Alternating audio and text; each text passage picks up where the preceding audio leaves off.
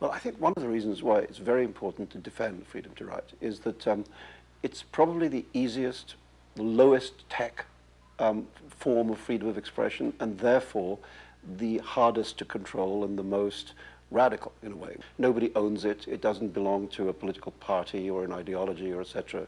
It's a single voice speaking in a single way. And I think that's a very remarkable gift to a society and important to preserve.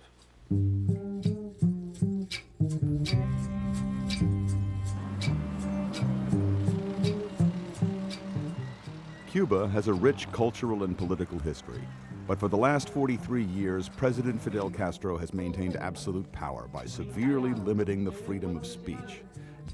Dissidents who speak against the government face long jail terms, often under extreme conditions.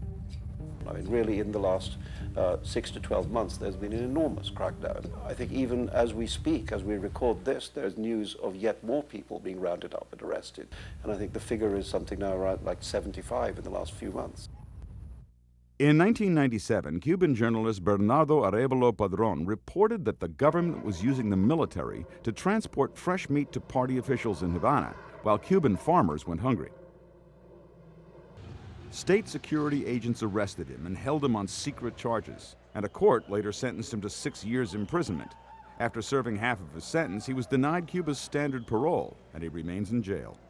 We've been told that the reason for denying him that early release is that he hasn't been sufficiently re-educated.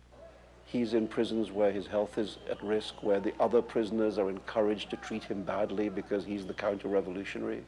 And there's no sign that his sentence is going to even end at the end of the sentence, so that it may well get extended. Even as authorities move him from one prison to another, Arévalo Padrón continues to practice his craft, reporting on the inhumane conditions of his detention. Prison officials have threatened to punish him by cutting off family visits for all other prisoners in his unit. Sadly, Padrón's situation is not unique.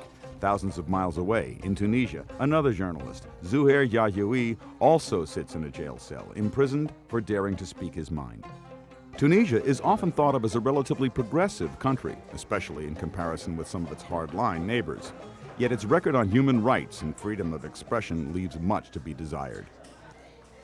President Ben Ali, who has been in office since 1987, has stated that people who criticize Tunisia abroad are traitors, sending the clear message that dissent will not be tolerated. Despite the threat of arrest and torture, a new generation of courageous journalists like Yahyoui has opened new avenues for discourse. In the spring of 2000, Toonzine, the news and satire website that Yahyoui founded, asked its readers to vote on whether Tunisia was a republic, a kingdom, a zoo, or a prison. Authorities were not amused. They arrested Yahyoui at this internet cafe, searched his home without a warrant, and seized all of his computer files. Yahyoui was hung in suspension torture for 3 days, until he finally turned over the access codes to the Toonzine site, allowing the government to take it down. After his release, Yahyoui found ways to remount his site using alternative servers. He continued to post articles denouncing Tunisia's lack of an independent judicial system and its human rights abuses. In a way, it's the fact that he was able to find ways around the system, ways of bringing information to people around the various roadblocks put in his way. That seems to have been his crime, if you like. In a country where it's very, very hard to bring information to people, clearly somebody who does find a way around those roadblocks is a very important figure.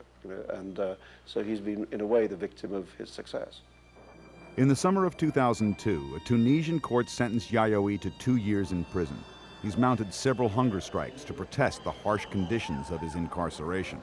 His fiancée, Sophie El Warda, has restarted Toonzine as a platform to campaign for his release. The PEN American Center is proud to honor Bernardo Arévalo Padrón and Zuhair Yahyoui as recipients of this year's PEN Barbara Goldsmith Freedom to Write Awards. One of the first things we learn in human rights work is that shining the light of publicity on somebody in prison very often leads to a lessening of torture and can even lead to release from prison. This is an award that saves lives. We have given this award in the 17 years that the Penn Barbara Goldsmith Award has existed to 35 people. 32 of them have gotten out of jail within 2 to 3 months of this award. I'm very, very proud of that.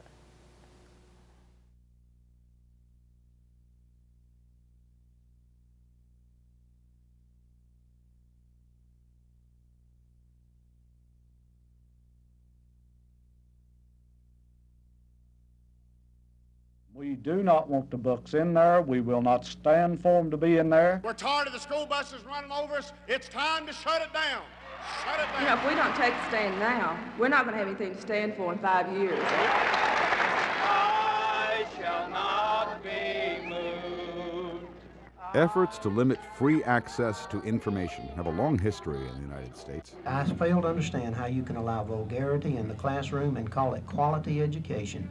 From grassroots coalitions to local governments, people have gone to great lengths to remove books from libraries and schools all over the country.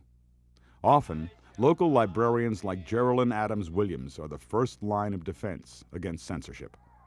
Last summer, a small group of protesters walked into the Commissioner's Court in Montgomery County, Texas, brandishing copies of It's Perfectly Normal, a health and sex education book for children and teens. They said this book promoted, this is their quote, not mine, because I would never use that, promoted homosexuality and also was obscene. And the judge, right at the moment, said that this book should be taken out of all the county libraries, having never looked at the book, having never reviewed the book. Williams, who was the director of the Montgomery County Library System, happened to be in court that day, preparing to testify in favor of a library bond measure.